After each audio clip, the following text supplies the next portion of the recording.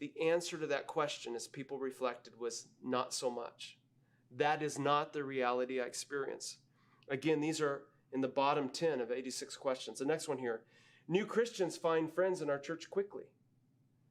Again, the response to that question is not so much. When new people come to church events, we approach them lovingly and openly. Again, the response on this survey is not so much. What are some signs of relational disconnectedness in the church? One of those signs that I've noticed is that potluck is reduced to one time a month. It's just too much work. It's a bit of a hassle. And yet, if loneliness is such a big issue in our society, it will plague the church as well, won't it? And we need to look for as many opportunities to connect as we can. Second one here, the church empties quickly after worship. We need to be looking for opportunities again to be able to connect and linger and build relationships. It's a drive-in church. People live far away. There's no interaction with members outside of Sabbath morning. Sitting in a chair and looking at the back of someone's head for 2 hours does not deepen a relationship. If that's all we're going to do, why not stay home and listen to the sermon? Here's some great preachers that I can recommend. And yet, we're called to experience community when we come together. Let's take a look at some signs of relational disconnectedness during the week, Sunday to Friday. Here we go. Relationships are limited to social media. The family doesn't sit down and eat at least one meal together a day. There's no interaction with work associates outside of the workplace. And finally, we are busy to the extreme. So what is the relational toll to being disconnected, either on Sabbath morning or during the week? What happens is we are skimming the surface in relationships. But there is a biblical solution, and that solution is radical hospitality. What is radical hospitality? It is opening one's heart and home as a demonstration of the love of God. But hospitality takes courage. It takes a willingness to risk. Now I want to show you here since we're talking about welcoming people into our home, I want to share with you some fun doormats that I've been able to collect photos of. Check this one out. You get to choose whether you want to escape or enter. How about this one? You weigh in before you come. I hope you don't weigh out after you leave. Here's an interesting one. Please stay on the mat. Your visit is very important to us. Your knock will be answered in the order in which it was received. That sounds a little bit like a phone call, doesn't it? Got dirt? Here's a good one from the South. Hey, y'all. How about this one? Beware of the dog. Now, fortunately, that looks like a little dog, but check out the size of that cat. That looks a little scary. And how about this one? A fisherman lives here with the best catch of his life. That sounds really romantic. And then finally, you are here. Let's take a look at the biblical solution for loneliness, and that is hospitality. Notice what took place in the early church. Now, I often hear that we want to be like the early church, we want to grow like they did, but are we willing to practice the same things they did? Here's what it says. So continuing how often? Daily, with one accord in the temple, and breaking bread, how? From house to house. They ate their food with gladness and simplicity of heart, praising God and having favor with all the people. And the Lord added to their church daily those who are being saved. Notice here daily again. And daily in the temple and in how many houses? In every house. They did not cease teaching and preaching Jesus as Christ. Friends, that sounds to me like total member involvement. It wasn't like this group does it and that group doesn't. It was all hands on deck. Everyone was involved. The mission of the home extends beyond its own members. The Christian home is to be an object lesson illustrating the excellence of the true principles of life. Such an illustration will be a power for good in the world. Then notice this, far more powerful than any sermon that can be preached is the influence of a true home upon human hearts and lives. So why is it that the influence of the home is more powerful than a sermon? The home is really where the sermon of our lives is lived out. It's where we're authentic. It's where we're real. It's where we identify what it looks like to live out Christianity in our daily lives. People can see who we really are. It has a warmth to it. It has a welcoming atmosphere to it. I had this modeled to me by a lady by the name of Beverly Thompson. Some of you may know her. She lives here in the Northwest. She was like a second mom to me. And this is a lunch at her house one Sabbath morning or one Sabbath afternoon. And I believe I pretty much invited everybody that was there because she told my sister and I, you can come anytime you want and you can invite anybody you want to join you. And so we just made ourselves comfortable. Here I am with a few of my friends on a Saturday night in her home. You can see we just really relaxed and had a great time there. It was wonderful to grow up with this opportunity to experience what true hospitality is all about. And that model has been a blessing to me my entire life. I want to ask you a question. Is hospitality a spiritual gift? If you think so, just raise your hand right where you are. If you think hospitality is a spiritual gift. Or is hospitality a biblical priority for all Christians? Now, to answer that question properly, we need to see what Scripture has to say. There are three major spiritual gifts passages and one smaller one. But one of those is Romans 12, verses 6 through 8. And in this passage, 7 gifts are listed, 7 spiritual gifts are listed, but hospitality is not mentioned. Then there's a new heading. Now we know the headings weren't in their original language, but the tenor changes. The verses take a shift from talking about spiritual gifts to behaviors that all Christians are to engage in. Take a look at this from Romans 12, verses 9 through 21. We're just going to highlight a few of these. Love. Now, is that a spiritual gift, or is that something that all Christians are to be involved in doing? By this, all will know you're my disciples if you have love for one another. Certainly, that's for everybody. How about abhorring what's evil? Is that for everyone, or just those that have the spiritual gift of abhorring what's evil? Well, we would say, no, that's for everyone. So we go down through this whole list, and then we come to this phrase, given to hospitality. So hospitality appears here in a list that's meant for everybody, not in a list of specific spiritual gifts. But let's take a look at this phrase, given to hospitality. The word given, literally translated, means pursuing. Hospitality is from the Greek word philoxenia, which means a love of strangers. So here we have this package of hospitality that means pursuing a love of strangers. Now, what I like about this concept is if we're pursuing something, that means we haven't arrived yet. If hospitality doesn't come natural to you, the point of this verse is turn toward it and start moving in that direction. For some people, it obviously comes more naturally than others. But we're challenged through Scripture that all of us are to engage in some way in hospitality. The word love is also used with this pursuing concept in 1 Corinthians 14:1. It's like a hunter pursuing a catch. This is something we're to go after and we're to experience. Now I want to ask you a question. Should your first invitation to an unchurched person, we talked about communicating with secular people, should that be to come to your church, or should it be to come to your home for a meal? Which is going to be more effective? Let's imagine I have a new neighbor that moves into the neighborhood. You knock on the door and you say, welcome to the neighborhood. I've noticed you've just moved here. I'm excited to get to know you. Would you and your family be open to joining us for a meal at my home? The chance of that invitation being accepted is close to 100%. What's the chance of a direct invitation to church without a relationship? It's pretty low. So I want to encourage you to express hospitality in your relationships. Do not forget to show hospitality to strangers.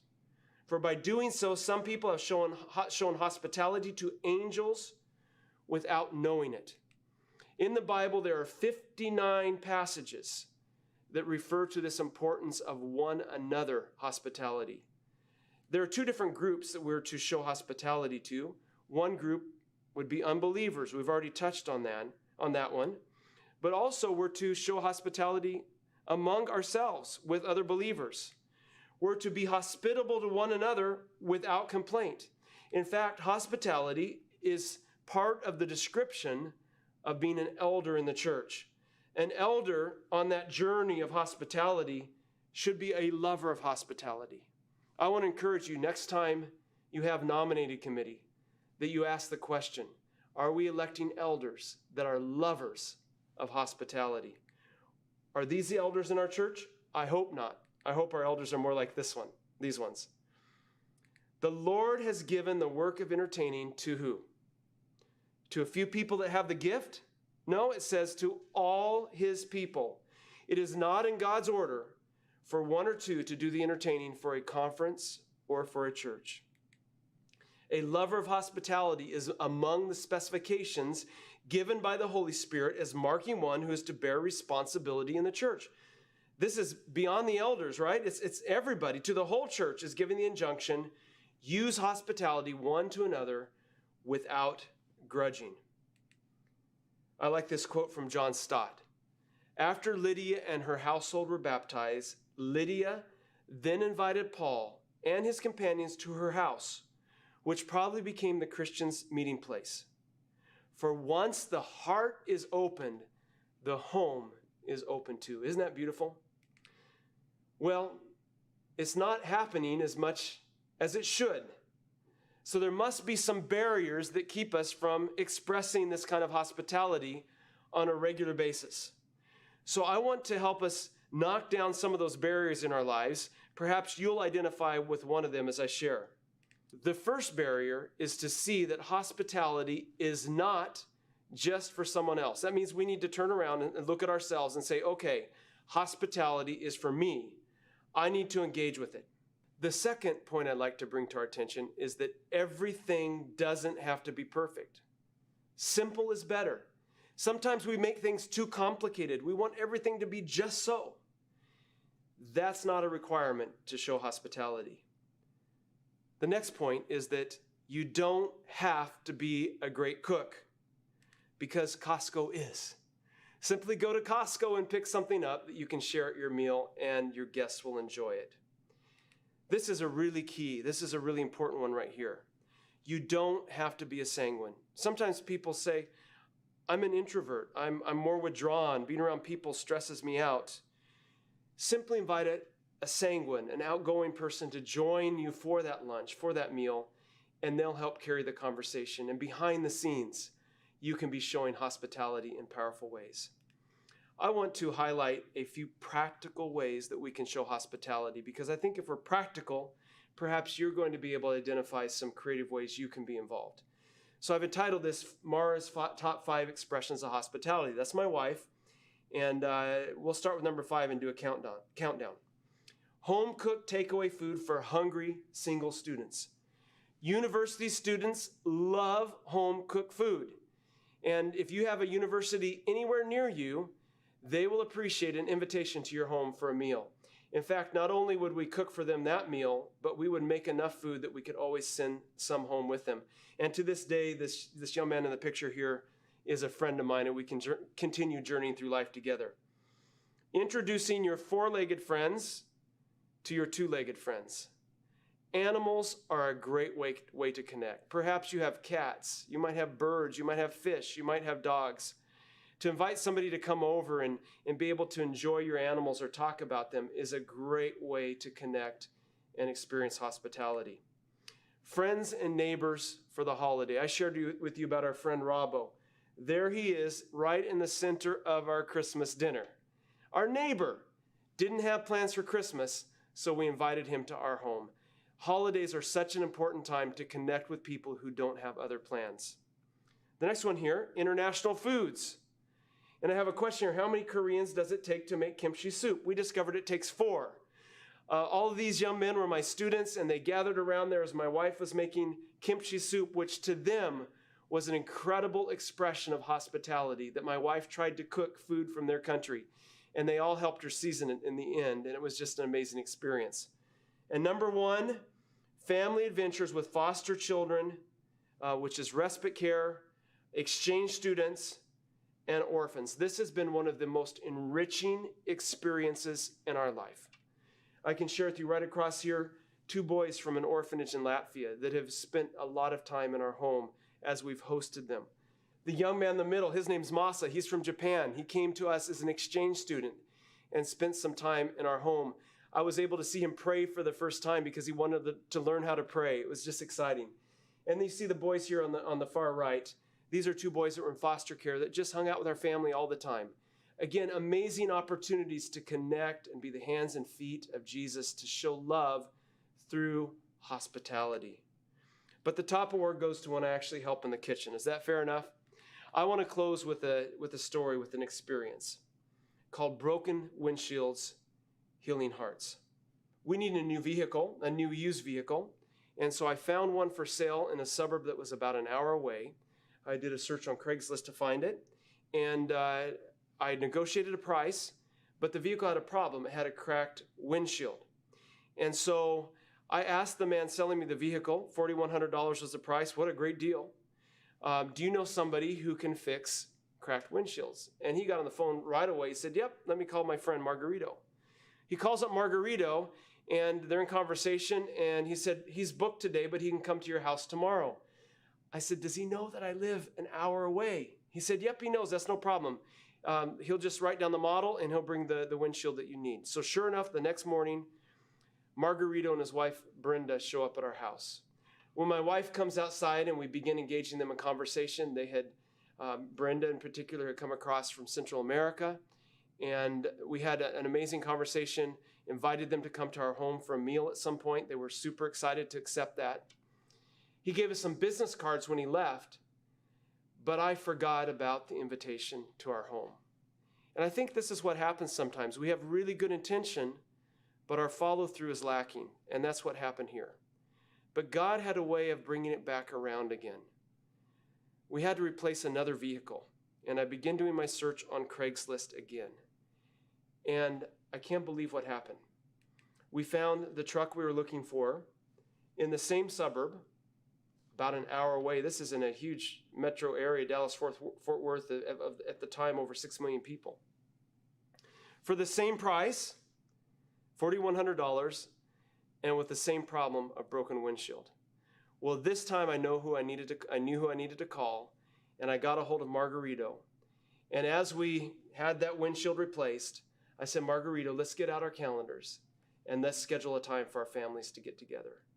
So that's what we did. Here we are, and we're just having some great conversations here. This is a number of years ago now, but it was such an impactful experience.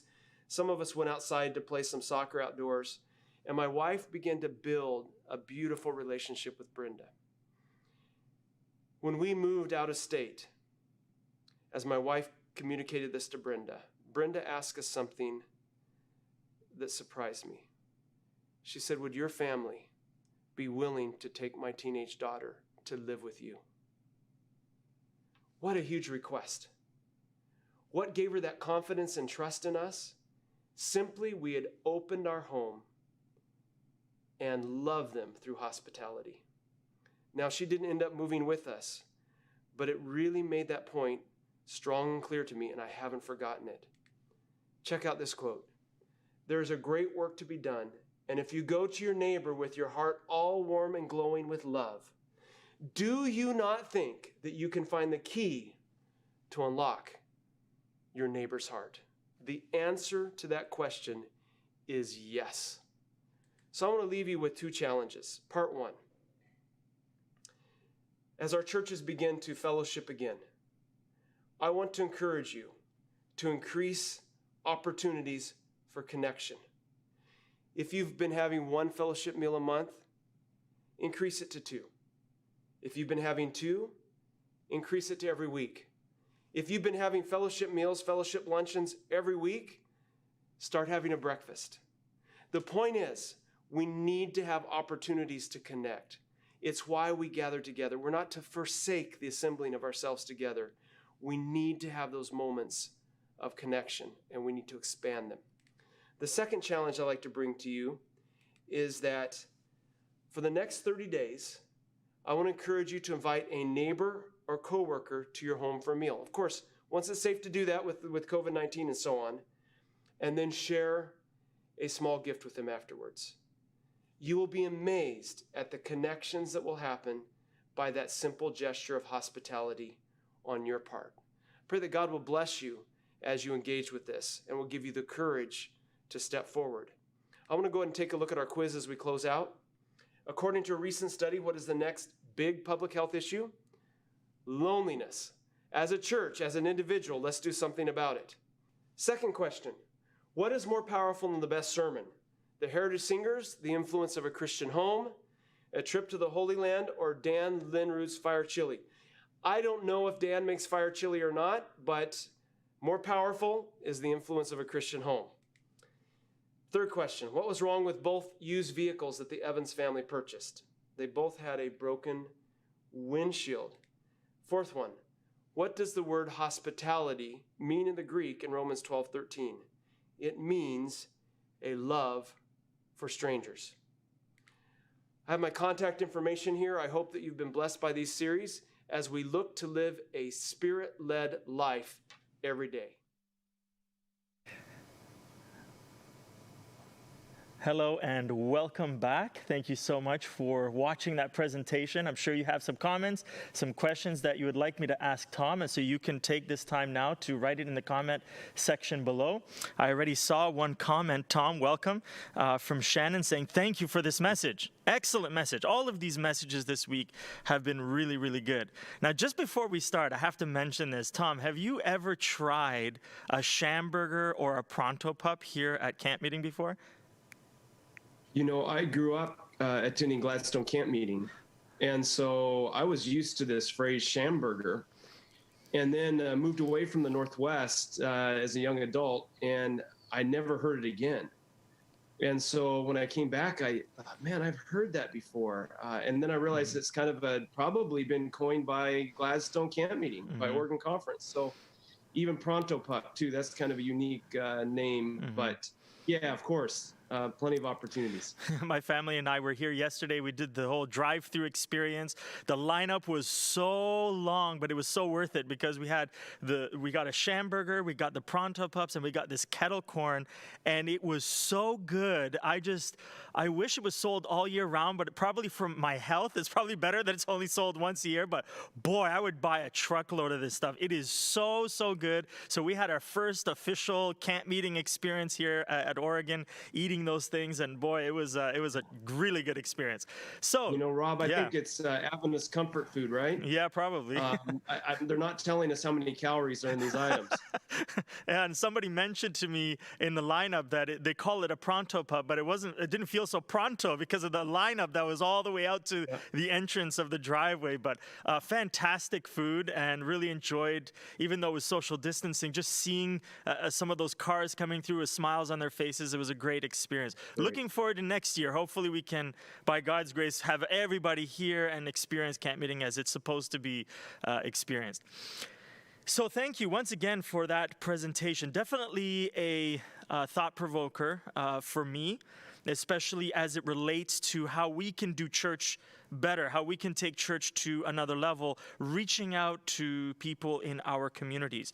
And I think that one of the things that you brought out in this message and very, very well was that we do live in a world of virtual friendships. You made a very good point there about how loneliness is a growing problem. Until you showed that statistic there, I didn't know just how significant that really was. And that we as a church need to increase our opportunities for fellowship. And I think one of the most obvious questions, one of the biggest questions that we have after viewing such a great presentation on radical hospitality is, how can we engage in radical hospitality in the world that we live in right now with COVID-19? What are your thoughts? Yeah. That's a great question. I was visiting with one of our neighbors from our deck onto their deck yesterday, a couple days ago. And I take our dog for a walk to the park. And in doing that, you walk past people and you interact with people. And it's just being friendly in those times you cross paths with someone. When you're outdoors, you can easily keep more than the 6 feet distance, and you can still communicate. And so just being friendly and taking those opportunities when we're out and about to do that, I think, is very positive. Yeah, people are a little more concerned when you're inside closed spaces, inside grocery stores and so on. not as many opportunities there as previously, but certainly outdoors. And it's summertime now, so the weather's great. There's a lot of opportunities to interact that way. But I really want to just share, this is a chance for us to really kind of do a reset in terms of how we think about interacting. And we can begin to, establish in our mind a new strategy for our family as well as for our church family. Mm-hmm. So in other words, don't let the masks keep you away from people outside. Even we can still practice. There are ways to practice hospitality even during COVID-19. Is what I'm hearing you saying. Friendliness. Yeah. Yeah, friendliness. Yeah. For sure. Hospitality, probably as a phrase, is more attached to having somebody to your home. Okay. And I don't think we want to lose that concept that that's really what it is. Okay. But we can be hospitable in the way that we interact with people, and that can be going out to a restaurant in the future. But right now, it can be just simply being friendly when we're out and about. Yeah, we say in Canada. About. Can you say that for us, Rob? No, I don't say it like a real true Canadian. I say about. Does that sound Canadian? It sounds pretty American then. How do they say it in Australia? What's about in Australia? It's more similar to America than Is Canada. it? Okay. Okay. I just want to touch here on a little bit of on those 4 points you made on signs of relational disconnectedness in the church. Something that I really resonated with, and I do have a couple of follow-up questions based on this list. So number 1 was potluck reduced to 1 time a month. Point 2 was church empties quickly after worship. Number 3, drive-in church. That's just because members live further away. And number 4, no interaction with members outside of Sabbath morning. So one of the follow-up questions I've had is, number 1, you talked about, how potluck is reduced to once a month. And one of the experiences that I had in a couple of churches that I've pastored before moving here is that usually potluck is something great. People love potlucks. I'm sure that's your experience too. The issue becomes where potluck you need people to run potluck. It takes work to put on a potluck after church. And usually it's the same people doing it week after week after week, and eventually they experience burnout. So what possible solutions can you suggest to churches facing this problem? Yeah. Hey, Rob, I don't know if it's possible for me to share a video. Is that possible or no? I have a very short video. I think you can. The guys in the truck will. We didn't plan that. No, but I think if you just share your screen, I believe that we can view it and hear the audio. You disabled me from sharing my screen, but if we can't do is that it, right? It's okay. Yeah, I'm sorry. Yeah, unless somebody from the tech truck can come over here. In any case, that's all right. What I want to share is that before while we're in Australia, we're part of a church family that I think really exemplified what biblical hospitality can look like. Mm-hmm. We actually drove a bit of a distance. It was a church plant, and they had breakfast and lunch every week. When church finished, people would stay by for a couple hours afterwards, just fellowshipping. They would have any opportunity they could. If there was a holiday, if it was a church social, if it was a camp out, the calendar is always full. And even still, I follow on Facebook. You can see there's church activities happening all the time where people are getting together.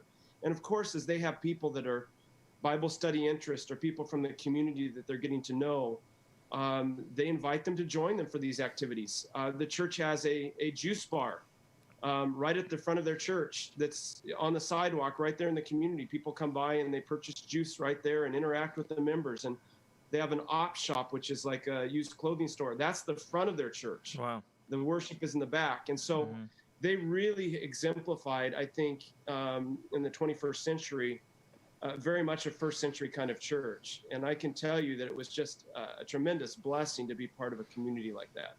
That's neat. That's a really neat idea to do that, for sure. So, just referring to that video that you wanted to show, I don't know if you're able to, if it's on YouTube or something, you could always place the link inside the... see what I can do. Yeah, see what you can do. I just received a response from the tech team.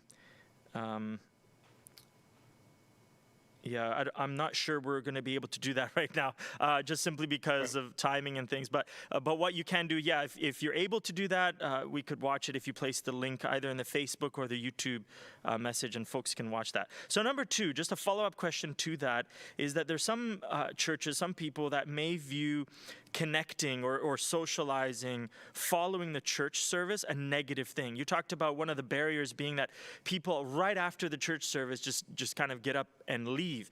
And there are people that believe that, you need to come to church and everything needs to be solemn and everything needs to be quiet and respectful. And after church, you have to keep comments to a very bare minimal and leave, to kind of keep that solemn atmosphere. What's something that you can say about how we can connect after church to people who think that way?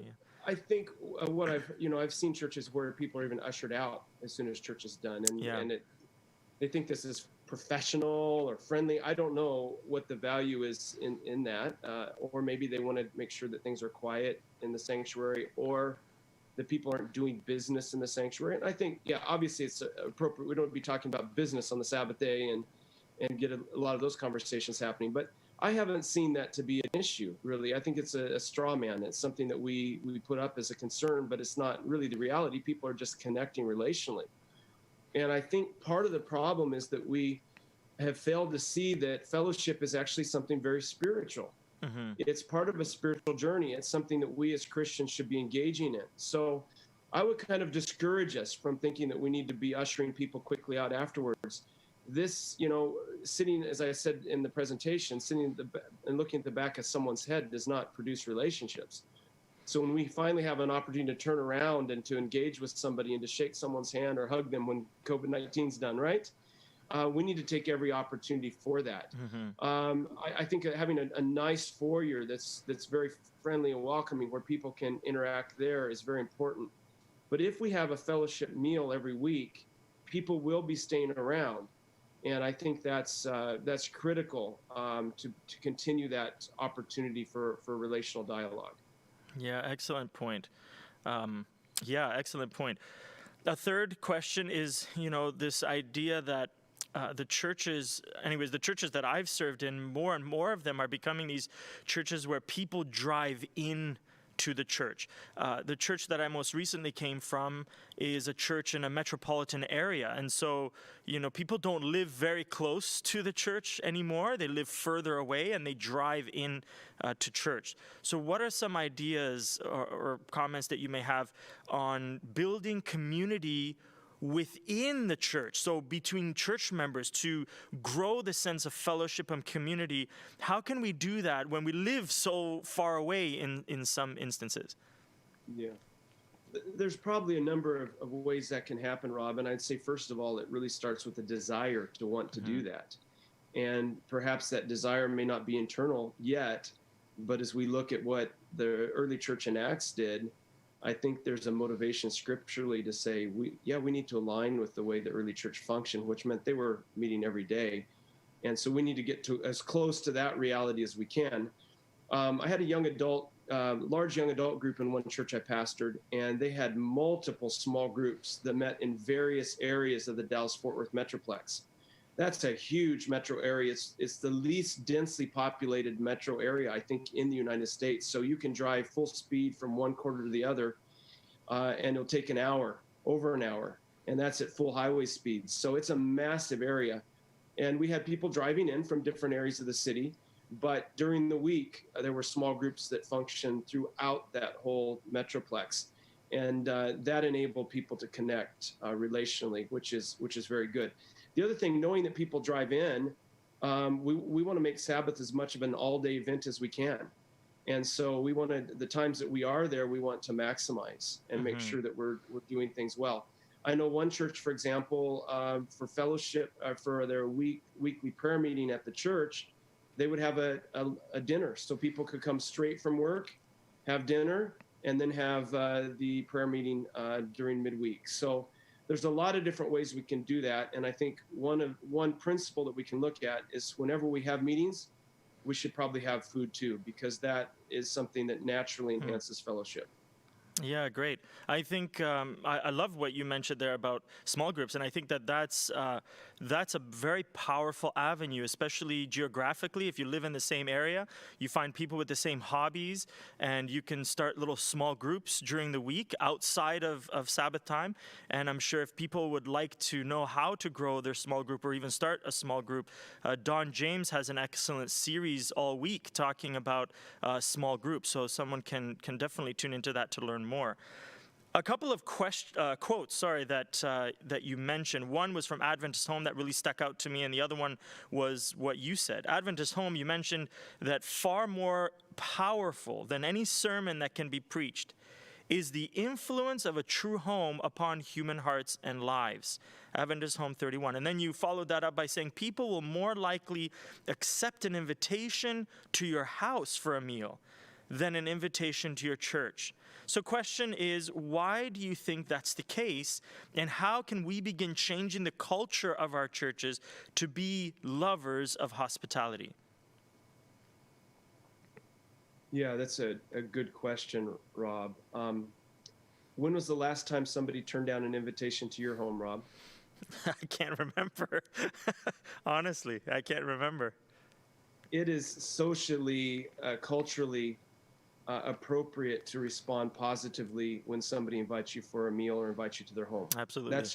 That's a cultural norm, which means that almost 100% of the time somebody will be very receptive to that. Mm-hmm. It's not as culturally normal to simply invite somebody to your church, and maybe it should be, but the reality is that we need to build trust with people first. We need to build relationships with people first.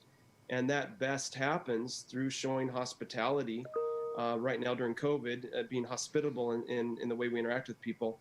But, after COVID, by actually having somebody to your home. Yeah. So I think, we have some of those barriers that concern us. One of them may be that, I'm not, outgoing, or perhaps my house is a bit of a mess. And we throw up all these things. And I think we kind of over stress about it or over analyze what's involved in being hospitable. And we just need to get to the basics with it and just show ourselves friendly. So I remember moving here into this new neighborhood, and we know the names of 3 different neighbors, homes around us. But our very next door neighbor, the one closest to us, brought us over some cookies as we first moved in. I mean, it's just showing ourselves friendly. It's it's easy to do, and we don't have to make it more difficult than just doing something. And I think once we start doing something, we're going to see how enjoyable it is. But we just need to get started.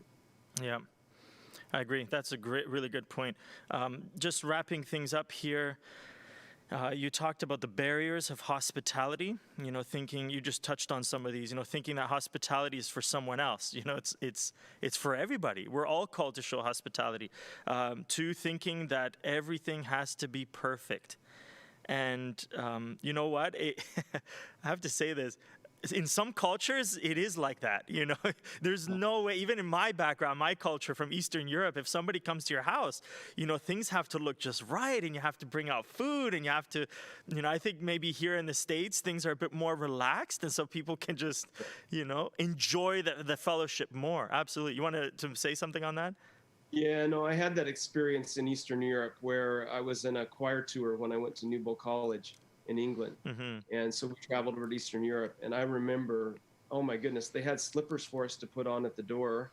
And then they had just all these different courses of food that they brought out. And I mean, I was completely stuffed. And then they opened up the refrigerator and pulled out this massive cake. And I'm like, man, I'm going to die. But they had gone to so much effort, and it was so beautiful. And I remember it to this day. But, we don't need to think about it that way here in America, that everything has to be just so. Costco makes some great dishes that we can just warm up, and they'll be very much appreciated. Yeah, oh, that's a good point. I'm laughing just because I know when I was growing up, my mom, every time somebody was coming to our house, it was like a big deal, it's a huge thing. Yeah, it's hard sometimes to kind of switch that mentality and understand that, it doesn't have to be so put on and so Production. extra. Yeah, that production of value. Yeah, absolutely. Number 3, you talked about you don't have to be a great cook. Costco is. You just mentioned that. I love that point. That was excellent. Number 4, you don't have to be a sanguine. Invite someone who is.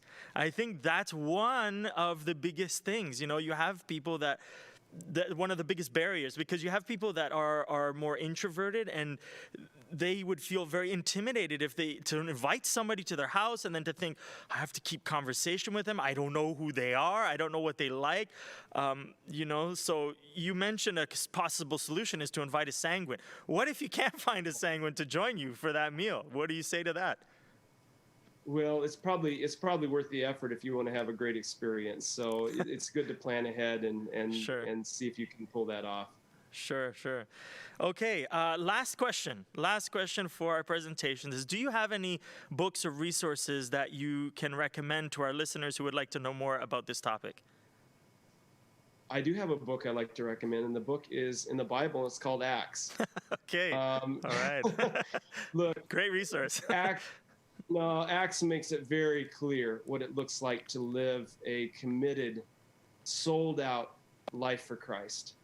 And we talked about some of those principles in this presentation, but I would encourage you, just go and read the book of Acts and see what it says to you about Christian hospitality. And then I think the challenge is really, Rob, we kind of know what it says already. Mm-hmm. It's just that we aren't doing it. And I think we really want to grow like the church grew in the book of Acts, but we're really not doing the things they did in the book of Acts. And so I don't expect that, we go from, 0 to, infinity, right away. But we need to take a step. There's a next step. Maybe we decide, hey, we're going to have somebody over to our home once a month. That's the next step. Mm-hmm. Maybe we say, look, we've started doing potlucks only once a month. Let's go to twice a month, or when we go back, let's figure out how we do it every week. I do want to add one more point on that, Rob, and I think part of the reason that churches back away from doing it so often is people get burned out. And the reality is we get burned out when we don't feel that what we're doing is making a difference. So I think pastors in particular need to be very affirming of those that have the ministry of making food and serving others, and those that are setting up and cleaning up and doing dishes. I think leaders, elders, make it your job to affirm those that are bringing dishes and those that are in the kitchen working. Go out of your way every time that happens to go and say thank you. What you're doing is making a difference. And I think that's all that is needed many times for there to be an energy boost. I can tell you there was no issue whatsoever in that church that I was a part of that had breakfast and lunch every week. People were highly motivated to be engaged. And they made it a very organized way so that the work was spread around. But the relational vitality in a community like that is something you would not want to walk away from. Yep. In fact, when we moved here from Australia, that's what we want to find. We want to find a community that is engaged like that, and so, or contribute so that one can become that way. Mm-hmm, mm-hmm. So anyway, once you've experienced it, you don't want to go back. And I would just challenge us to step it up and to stretch ourselves. Yeah, very good way to end our series. We enjoyed our time with you, Tom. Thank you so much for your presentations this week. Your presentations were on point. Your presentations have encouraged us. I learned a lot. Our listeners have learned a lot from your presentations. If anybody would like to see the all four, you talked about divine appointments on the first day. Second day, how to live a life led by the Holy Spirit. Yesterday, we talked about spiritual conversations with secular people. And today, we're talking about radical hospitality. Excellent topics. If anybody wants to view them again, they'll be online. And we just want to thank our viewers for tuning in. to these presentations, and I'd like to just have a closing prayer to end our time together. Let's bow our heads. Our Father in heaven, we thank you so much for what we have learned this week, the journey that we have been on through what Pastor Tom has been sharing with us. God, we long for the day when COVID-19 will be over and we can join in fellowship with one another without any hindrances. But until that day, God, we pray that you would continue to lead us through your Holy Spirit. We thank you for your love that you have placed in each one of our hearts. Help us to share that in unique and inspiring ways to people who live around us who are facing loneliness. And we want to pray a special blessing over Tom's ministry and this camp meeting as we only have one day left. We thank you for these blessings and we praise you in Jesus' name. Amen.